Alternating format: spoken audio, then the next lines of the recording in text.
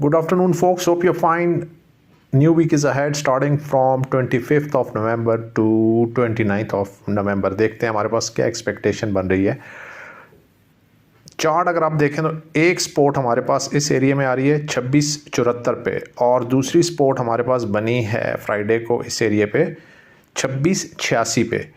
और ये जो कैंडल बनी है ना यहाँ पर, ये बड़ी स्ट्रॉन्ग कैंडल बनी है। This is giving an indication कि मार्केट में पोटेंशियल है ऊपर जाने का, बुलिश मोमेंटम को कंटिन्यू करने का। और अगर बुलिश मोमेंटम कंटिन्यू करता है तो अगली रेजिस्टेंस है हमारे पास 2764 पे। यहाँ पे इस एरिया तक मार्केट जा सकती है, बीच में रिवर्सल भी आ सकता है, लेकिन फ्राइडे की क्लोजिंग बड़ी स्ट्रांग हुई है। तो देखते हैं कि अगले वीक में क्या ट्रेडिंग अपॉर्चुनिटी बनती है और हम उससे कैसे फ़ायदा उठाते हैं।